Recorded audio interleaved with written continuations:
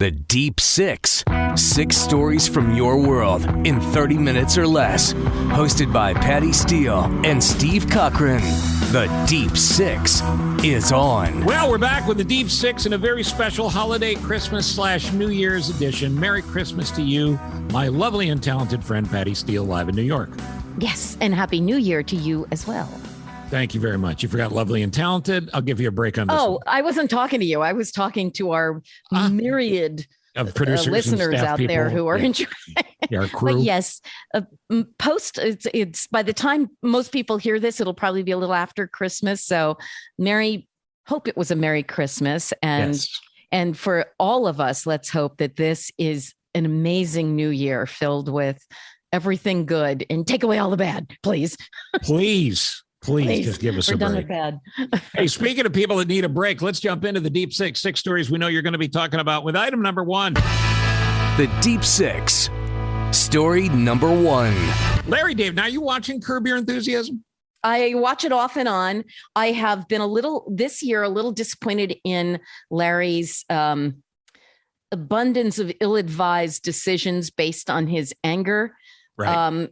Jeff Garlin, I know he's had some problems recently, but to me, he's the bright spot on that show, along with JB Smoove. I love those two guys. I think they really tamp down on the negativity, but yes. Uncomfortable? Yes, right. Well, the reason I bring it up is because, are you a Tracy Ullman fan? Oh, yeah. She's hilarious, right? She's hilarious. And she is literally stealing this season. Oh. And she plays an LA alderwoman. This isn't going to spoil it for people if you haven't caught up, but the basic premise is Larry hears a noise early in the season. Somebody's trying to break into his house. He goes outside. He finds the possible burglar dead in his pool. Yeah, fell in the pool and died. He fell in and the then pool. And then he gets sued. Right. Because there's a law in his neighborhood that says you must have a 5-foot privacy safety fence around your pool. Right. So he's blackmailed to drop the lawsuit. He's blackmailed into putting the lawsuit guy's daughter in his new production for Hulu. And she's terrible. She's a worst actress ever. So to get out of it, Tracy Ullman, LA councilwoman, he starts dating her and having sex with her until she changes the law. And let me tell you something. She plays up, I'm getting older. I have noises my body makes. There's things my body does that are really uncomfortable, and I'm going to tell you about all of them. And she is the cigarette smoking aunt who always wanted to kiss you on the mouth when you were a little kid. She's hey, baby, give me a squeeze. So anyway, the show is uncomfortable as ever, but I mean, she's really, really good. And you can tell, and Garland's a friend of mine, and he had told me early on that Larry loves her and was really letting her run with it. So I recommend it. But that's not why I bring up Larry David. I bring up Larry David in item number 1 because as a Jewish man, he's not so crazy about Christmas to begin with. Right. But this is what he says about the holidays in an essay he just wrote. I'm a creature of habit and can't tolerate anything that throws off my normal routine. That's why I detest holidays, but none as much as Christmas. He said the invites began to wane because everybody knew I hated Christmas until eventually they ceased altogether. And then it finally happened. I was to be alone on Christmas Day. Alone. All those years of complaining and kvetching. Oh, boy, I need to work on my Yiddish. Kvetching. Finally paid off. I was the envy of everyone I knew. I could eat Chinese food by myself on Christmas Day. It's a cherished yearly ritual, which I look forward to it as much as I look forward to the ending of construction on the neighbor's house next door. Larry David on Christmas. Just leave me alone. Isn't he fun? But I'm not that guy. I love Christmas. I do too. People. Now the rest of the year, I can take or leave people. What's interesting is, there are a lot of people. We did this story a couple of weeks back about some people hating Christmas music. And they said the reason why is Christmas music is very evocative of memories. And if your memories of holidays aren't so good, then maybe it upsets you because you go back to that period in time where you felt separate and alone. I think, though, for a lot of people, if you didn't grow up in a situation where you had a joyous, wonderful, movie style Christmas, for a lot of people, you try to create that in your adult life and in your household for your kids. And so that's the other side of it. But don't you think there's a third side to it? And the third side is, I can't listen to Jingle Bells one more time. Stop it. I got to tell you, though, looking in the past couple of weeks, looking at all of the list of the top, everybody's favorite Christmas songs, do you know that by and large, it's all the old classics? Sure. It's the Nat King Cole's Chestnuts Roasting on and it's all of that stuff, and not as much the newer sort of rock and roll style things that come out every year. Somebody's always got a new Christmas song, and they play the heck out of it on radio stations and on these, Christmas music apps and stuff. But it goes away, and the next year it gets replaced. But the classics always top the list, which is sort of interesting. Do you know the number one most played and listened to Christmas song of all time? What is that? Mariah Carey, All I Want for Christmas Is You. Well, duh, she's the queen of Christmas. And I remember a story you told me when we were working together on the radio about you and Steve, your husband, Steve, visiting her then husband, big shot radio guy's house. Right. And I think they were just dating at that point. Mm-hmm. And we knew Mariah was going to be a star, but she was very young. Yeah. And he said to you, you want to meet Mariah? She's lounging by the pool. And I think it was an indoor pool, and you went in to see her, and she was sitting on the edge of the pool with her friend, and had their legs in the water talking. And you said it looked like a couple of high school girls hanging out. Yeah, always, because we did socialize with them a number of times. And we always used to she always had a big Halloween party. And it started out, she'd have it up at their farm up in upstate New York, and there'd just be maybe 30 or 40 people. It eventually turned into this big god-awful thing, at least for me, because I don't like all of that hoopla. She'd have some giant club in New York, and everybody would spend like $2,000 on their costume for one night. And it was just loud and not fun. But when it was up at the farm, she would be chasing after her then husband's kids, who were not that much younger than her. And they'd be playing tag and jumping in, sure, carving pumpkins and doing it. And she was like a little girl. But, time goes by, and she's become the queen of Christmas. And it's kind of funny because she had a special, was it on HBO Max? I don't know where it was. She had a special, and I saw a promo for it. And she comes on screen and she said, "Of course, I can't wait to celebrate Christmas with the world. I was like this statement, like, everyone is waiting to spend Christmas around the world with me." I'm like, jeez. Right. Yeah. Maybe you started drinking the Kool-Aid a little too much. I don't know. Exactly. But All I Want for Christmas. Yes. Huge song. But people love the classics. So I think at this point, they're kind of ready to tuck it away in a little pretty box on the top shelf and put it away till next year when we'll all want it again. But, Well, my wife does an amazing job at our house of turning it into essentially a Christmas museum. She just every nook and cranny has some Christmas touch in it. Yeah. I know you love doing that as well. I do too. And it does make it special. So Larry David always makes me laugh. I wouldn't want to be stuck in an elevator with him because he's Larry. Right. But I do recommend you watch Curb. All right. Now I've got an important announcement. Okay. The Deep Six, number 2. We know the Omicron variant is very, very serious. Yes. And it's not just the medical knowledge. We don't like it. It's not just the medical knowledge we have. It's this, item number 2. Mm-hmm. The Queen has changed her Christmas plans. What? Oh, yes. My Lord. What is happening? What is she, like 95 years old? What is she going to do? 95. I don't need to tell you this because you spend a lot of time with the Queen. Of course but normally they holiday at the castle in Sandringham. And this year, not so much. They're going to buckle down and stay at the palace. Well, that's kind of good news for us because we can sneak into Sandringham then and use it for the holidays. Who would notice? Do you think at any point she left with the late Prince Philip and said to Charles, "No parties," when they left the castle? Maybe. Do you know what she does? This is a little trick that she does. And so probably everybody in the royal family is delighted. This is an old tradition that the monarchs have. When you arrive at Sandringham or wherever it is they're going to spend the holidays, you have to sit on a scale. They have this seated scale and they weigh you. What? And when you leave after the, 3-day eating fest, you have to weigh more to prove to the queen that you have enjoyed your holiday. You sure she's not Jewish? Because She could be. that sounds like every Jewish mother. You don't weigh enough. You have to eat more before you can eat. Wow, what a bizarre. I'd never heard that.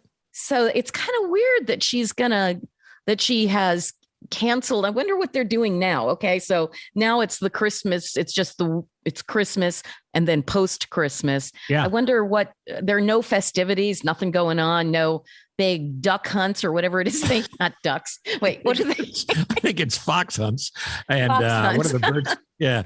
When those birds, though, grouse or something. Grouse. I think she'll probably do what she normally does: wander, over by the Thames, stroll next to the Thames, say hello to some tourists, have some fish and chips, and head back to the castle. The queen, she loves to be out with the people. Oh, yes. And then her security loves her to be out with the people as well. Item number 3. Okay. It's gift time. And let's be honest, all gifts aren't great. BuzzFeed put up a list that I loved of some people talking about bad presents that they had received over the years. Right. Just give me a reaction to these. Okay. My mom's notorious for bad presents. One stands out as a car crash kit. It had a disposable camera for recording the accident scene, a form for both parties to fill out, a tape measure for measuring distances for evidence, chalk for body outlines, and more. And this was not done to be funny. I don't want one of those. Is that Mom weird? put it together as a custom thing because she assumed her daughter would have a horrible accident. She's got to copyright that and sell it. I think that's actually pretty cool. Your own little in chips or whatever the hell the California Highway Patrol. Yeah, the one you never ever want to take out of the trunk, right? All of those. Right. I had a grandmother who said to me every time I flew somewhere, I hope the plane doesn't crash. And of course I said to her, well, so do I. Like, thank you. Something my mother once, I'll never forget this. We were going to somebody's house for a Christmas party, and my mother had this little box that she tied up with a big ribbon and all of that and presented this box to someone. And they went, "Oh, this is wonderful." And she said, "Yeah, it's what are the big cakes that everybody for generations have not nut cake. What is it? Fruit Everybody cake. Huh? The fruitcakes, the giant fruit cakes. Cakes. Yeah. So my mother presents this to this very sort of upstanding woman from our church. And she says, "Oh, it's lovely. I'll open it and I'll, put it on the table with other things." She opens it and it had been eaten part way, but like somebody had reached in and grabbed a hunk of it then put the top back on the box. And my mother did not know that. Or maybe she did. Who knows?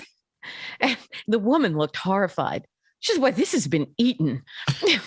My mother said, "Oh my goodness, here we can cut that part off." That was my mother. Wow. By the way, have you ever tried fruitcake? I have actually. I've had good fruitcake. By and large, not so much. I didn't think that sentence was actually factual. So there is good fruitcake. There is actually good fruitcake. You just have to have it. First of all, it needs to be fresh, and frequently they're like a decade old when you hand them out. Sure. But if you get one that's moist and tender and it's got those little bits of preserved fruits and things and nuts in it, Hold on, I'm throwing up in my mouth a little bit. I'm a fruitcake apologist. You've always been soft on fruitcake. A few years ago, I on the radio here in Chicago, I bought a giant fruitcake and started an annual tradition on the show where each year we had a write-in contest and people had to tell me why they wanted the fruitcake. Their responsibility was then to take the Steve Cochran Show fruitcake with them wherever they traveled throughout the year, photo ops on trips, all of these things. And then they had to return it. They had to return it the following December. And then we would give it away to somebody else. Someone else. Yeah. So it worked out pretty well, but and honestly, nobody ate it. But it brings up another bad gift here. What do you think about people that give away calendars at Christmas time? And I'm not talking about a bank when your deposit's appropriate. Is a calendar a good gift? Not anymore. No, it's on your phone, right? Yeah, I don't use, I mean, I have to say the only time I put anything on a calendar is when my town sends out the calendar that says when, like garbage pickup is in my area, when they're going to do the bulky waste day. When I've got somebody coming to work on something in the house, I put it down so that everybody in the house can check on it and say, oh, this is great to know the exterminator's coming today or whatever. So that's the only, The reason I bring it up, because it ties nicely into fruitcake, is this is another one from the BuzzFeed list. By the way, in the show notes, we'll post the link to this list so you can see the whole list. We won't have time to do it all. But a 14-year-old girl opens up her present from her aunt, and it's 12 months of spam pictures. It's a spam calendar. And what I love about this is her quote, because this sums up so many times at Christmas. She goes, I honestly didn't know what to do with my face when I opened it. What to do with my face? Right. You open a gift. You don't know if you like it. You don't want to offend anybody. What do you do with your face? I get it. I totally get it. Yeah, that's a really good point. Too, when you think about it, like you're trying to look delighted, and sometimes you receive something and you don't know what it is. Like the woman that got the fruitcake that was half eaten. Right. By the way, I don't want to go backwards, but I'm going to, because I just looked up the oldest fruitcake, and there's a family in near Detroit that has a 143-year-old fruitcake that's been in their family. And it gets trotted out at Christmas time and placed on the table.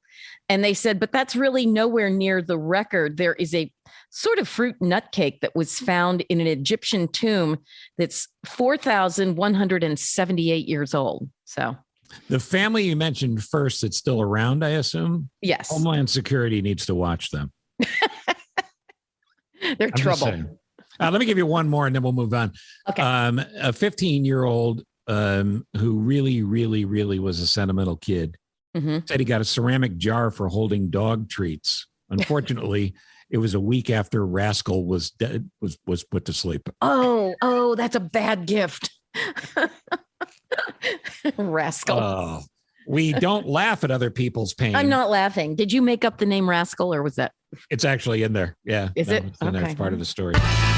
The Deep Six, number 4. New Year's Eve's coming up. Let me get a blatant plug in, as I always do. My New Year's Eve show is going to be a matinee this year. We're doing a 3:00 show on New Year's Eve at the Rouse Center, this beautiful theater north of Chicago in a town called Crystal Lake.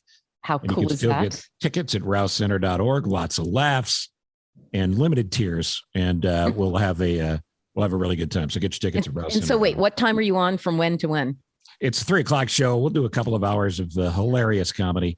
And then you have the rest of the evening to go and party and make a fool of yourself. Have your early dinner, take your meds, and hopefully stay awake till 10. You know what I'm saying? That kind of thing. Right. So, all right. Item number 4, New Year's resolutions. I have a story from Forbes that says you put pressure on yourself and it's a terrible idea, and you should never, ever, ever do New Year's resolutions. You should just decide when you're ready to make whatever changes in your life you need to make. I agree with that.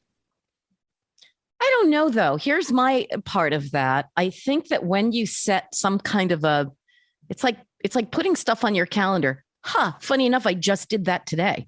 You put something down and you say, okay, this is the day that I'm going to do this, or I'm going to begin this. And there's something about setting a date for yourself to do something that motivates you. Because it's so easy to say, oh, yeah, you know what? At some point I should start exercising, or at some point I should stop screaming curse words at my kids, or at some point when you say, okay, beginning January 1st, I'm not going to tell my kids to F off anymore, then January 1st comes, don't say it. Right. Okay. Not I get that it. I do. I have beautiful kids. I have no reason to say that, but. So it's a Kickstarter is what you're saying. It's a Kickstarter. Yeah. It gives you a little shove in the butt. We all need that. So Forbes, screw you. Yeah, so Forbes kiss our butts. Right. And a tie into that for New Year's. New Year's to me is a very romantic holiday because you have the kiss at midnight. If you're dating someone and you take them out on New Year's Eve, it's always special. There's the anticipation of both of you, and of course the anticipation of the guy who generally will go home alone. But the list that I have in front of me from Oprah Daily, whatever happened to Oprah? Did she ever make anything of herself? Did she She's ever? living in that $100 billion house and talking to Prince Harry and Princess Markle or whatever her name is. Princess Markle. What a great toy idea that is. Look, it's the new Princess Markle. Magic Markle. But Oprah Daily sends a list of the best New Year's Eve films that you could share with somebody you love. And on the list are many actually that I haven't seen, and I'm guessing you may have. An American in Paris. Do you know that, Mil? Oh, sure. Yeah, never saw it. Really? Never saw it. Gene Kelly, a classic, An American in Paris. Yep. Here's one that I don't generally think of as a holiday movie, but Trading Spaces with Dan Aykroyd and Eddie Murphy, because of the New Year's themed central scene in the film. Yeah, I don't remember it. But how about When Harry Met Sally? Oh, precious. It's a great movie. A great movie. These movies, this list is long and sometimes stretches to make loose ties to New Year's Eve. But there was a New Year's Eve party when Norma throws a New Year's Eve party for Joe on New Year's Eve on Sunset Boulevard with William Holden. Yes. I love that. I love that movie. The original one is just it's the pictures that got small. She talks about going. He said, "You used to be big." She said, "I am big. It's the pictures that got small." And she's this crazy old actress in this magnificent old house that's falling to pieces. And he's like looking at it. That's such a great movie. They include on the list the best of the Godfather films, The Godfather Part 2. Now, why is this New Year's Eve? Because the opening scene in The Godfather Part 2 is a New Year's Eve party where Michael, head of the family, Al Pacino, tells his brother Fredo that he knows of his betrayal. Yeah, if you can start New Year's Eve that you're going to kill your brother at some point. Yeah, I don't think of that as romantic. That's the reason it made the list. Okay. There's others on the list too. Rent is on the list for New Year's Eve. And it goes on and on. While You Were Sleeping is on the list with Sandra Bullock. Sex and the City, the movie. But how about Happy New Year, Charlie Brown, where Peppermint Patty and Snoopy, or maybe it was Charlie Brown, share a kiss, huh? Yeah. I love that. That's a sweet one too. The best movies for New Year's Eve. You do a podcast, as we had for item number 4. You do a podcast called what? News on the Rocks. Yes. And why is it called that? Because, and truthfully, I have talked to, the Secretary of Homeland Security. I have talked to homicide detectives. And the one thing we do during all of it is we drink. And I'll tell you why. Now, we don't get insanely drunk, but we get festive, because what I've found out is that people are much more interested in talking about things when they're a little loose. This homicide detective from the NYPD, who then also was embedded with Al-Qaeda in Afghanistan for a period of time. He was here during 9/11 and worked down, in lower Manhattan. And big guy, like he makes you look petite. He's a big bouncer, type guy, the sweetest heart and very emotional. Like he would talk about things and cry, but he was really scared when I asked him to do this podcast. He said, "I've never done anything like that before." And I said, "Well, come on over." I said, "We do." I said, I'll maybe get you a little bit of Italian wine because he loves to cook. He said, "You bring the wine, I'll bring my meatballs," which, by the way, were the best meatballs I've ever eaten. I'll bet. It loosened him up, and he told these incredible stories, both about his time with the NYPD, but also really impactfully about his time. He did 3 different sort of, he wasn't with the military, he was with the State Department, but 3 different outings in Afghanistan, and what that was like to be working inside with these guys from Al-Qaeda. And it was fascinating. And so people, once they loosen up and they feel a little bit less nervous with something like that, it's you talk more easily. Well, no, I totally. He sounds like a lovely guy, and I totally get it and agree with it. And it's also a tremendous excuse to cover your day drinking. So I salute you on all fronts. Thank you, because I was recording those at like 10 o'clock in the morning. And Sure. be like, sure, why not? So since drinking is such a part of New Year's, even really the holidays, I picked this one out specifically for you. Yes. The Deep Six, number 5. It's 20 of the world's strangest drinking customs. Drinking Well. customs around the world. Things that you may not be familiar with. For instance, I didn't know this. Koreans consume the most alcohol of any place in the world. You're kidding. No. That is they're not so something close. I would have imagined. They're so close to getting nuked. You can see the guy that's going to nuke you, you know? Jeez. And by the That's way, nice. it's considered extremely rude in Korea to refuse a drink from your boss. And it is absolutely appropriate that the boss fires you on the spot. So it's a longer list as well, and I'm going to post this as well. But it's strange drinking customs around the world. But I don't think we can leave this particular item without asking you, what is your favorite alcoholic beverage? Oh, Lord. Where can I begin? I mean, I like bourbon. So if I'm just, straight up going to have a shot with some ice, I just like bourbon. I like the warmth of it. I love drinks made with gin. I happen to love tequila, dark tequila like añejo. I've spent a lot of time with you. I've never seen you drink tequila. Yeah, no. Is it a añejo, vacation thing? That's actually more recent that I kind of fell in love with it, because I don't like the silver, the white tequila. It burns me and has made me, I don't know, very uncomfortable the next day on occasion. The añejo is aged, so it's much smoother. It's aged in old whiskey barrels or different kinds of barrels, and it softens it and it gives it, to me, more flavor. So I like that. And I like a lot of the new flavored vodkas if I'm looking for something light. So. Well, you have become quite the booze expert, haven't you?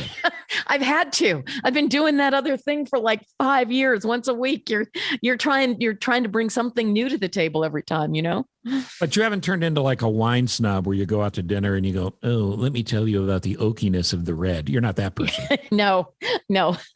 I'm I go and load up on good red or white wine at Costco. Right. Or, one of some of the other. Yeah, no, I don't do that. I pretty much, because there is a lot of great wine for, under $20 a bottle, under $15 a bottle. You can go and go to Trader Joe's and get, what is it, $2 chuck. Mm-hmm. Mm-hmm. There's good wine out there. So no, I'm not a snob about it. Well, and that's good to hear for all of us. But when can we expect a new edition of the podcast where you're drinking with your friends? Is that early 22? Yes.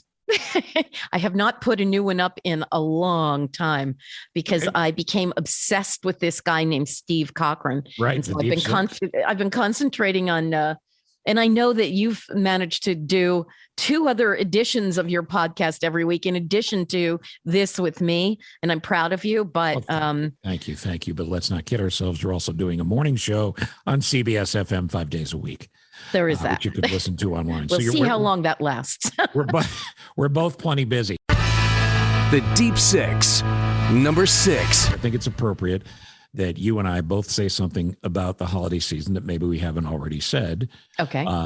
To other people. And well, you go first. Anything at all on your mind? Yeah, I'm not exactly sure. So is this like a brain dump that I've just like stuff that comes to my mind? I'll do this. I'll say what I was going to say off the top of my head without script, because, I don't have scripts, and neither do you. But I just think it's important to say we have been under such pressure for the last 2 years, and we've gone through so much as a country, and we've had this horrible parallel problem of everybody being labeled. And if you don't fit my label, I don't like you. Right. And everything that's made this country great, with all the differences we've had, and we've had differences forever, they've all come to the surface. And it's not because we were locked down, but it's just this perfect storm of ugliness that's occurred. Right. And I think we've got a small window of opportunity here to put that aside. And I know it's sort of Hallmark card and idealistic, but if you can just, from the time you hear this, if you haven't done it already, take time to take a look at the people around you and the people you love and just reconsider them and reconsider how lucky and blessed you are. I call them God moments. I've had a bunch of health issues this year. I had skin cancer. I had a right knee replaced, a bunch of things you don't want to have happen.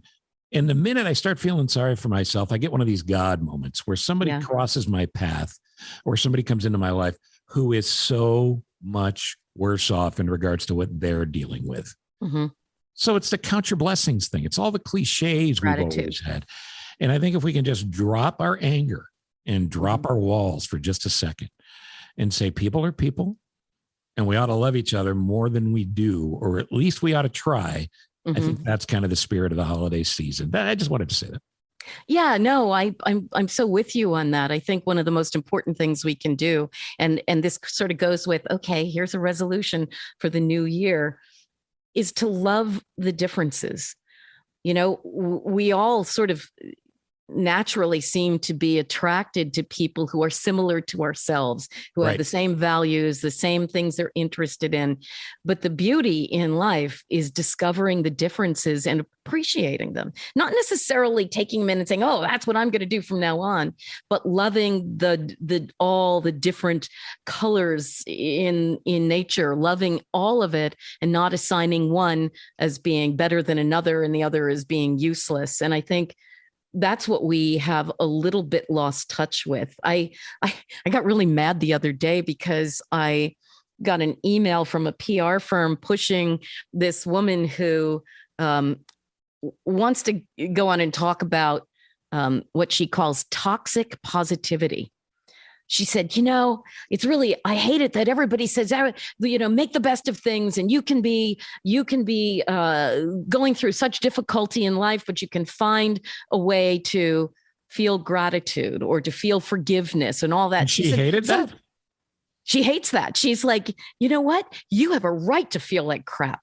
Go ahead and feel like crap. And I thought, I'm trying to even, trying to understand where she's going with that. And the only thing I could think of is that maybe what she's saying is that we don't bury the things that upset us in life, but we try to find a way to process it and move forward positively with what we've learned from it. So maybe that's what she meant. But I do think that... Or maybe she's just a miserable person. We live in a time where we definitely seem to focus on negativity, on upset. And I think that, there's nothing old-fashioned or, Pollyanna-ish about focusing a little bit on positivity, on forgiveness, on love, on outreach, on understanding that the way you think isn't necessarily the way everybody else has to think. Exactly. Doesn't mean you can't believe what you believe, but that you give people a chance to be who they are. And maybe you learn a little bit from each other that way. It's like, life's too short. Life's too short to hold on to grudges and anger and all that. And you know what, honestly, to be fair, sometimes you can't let it go. Mm-hmm. I had a rough childhood. Okay. Mm-hmm. But I miss my mom and dad every day. They're both gone. But there's people who've gone through horrible things in their life where they can't let it go. They've been abused. They've been hurt. They've been hurt in a way that it's not fixable in this life. I don't judge you for a minute. Mm-hmm. I'm just saying, if you can take a second look at somebody and not hold a grudge, or, here's another test. If you can't remember why you're mad at somebody, you just know you're mad. Maybe it wasn't that big a deal. That happens to me all the time. I'll feel like, I'll get into a snit and then I'll go, wait a minute. Wait, what was that about? Trust me, I know some of the people you're mad at and you're perfectly entitled. Oh, thank you. We will be back with another Deep Six and many more in the new year. But in the meantime, Patty, to you and Steve and your whole family, a very Merry Christmas, Happy New Year, and a lovely holiday season. I say this like I never talked to you, but you're in New York, I'm in Chicago, and I hope in 22 we see more of each other in person. Oh, I do too. That would be fabulous. Let's do one of those podcast hugs. Come here, you. Come here. Get over here. Oh, you're my baby. You're my baby. Thanks for listening to the Deep Six. We love you. Thanks for listening. The Deep Six. Subscribe, rate, follow, or review at pattysteele.com or cochranshow.com.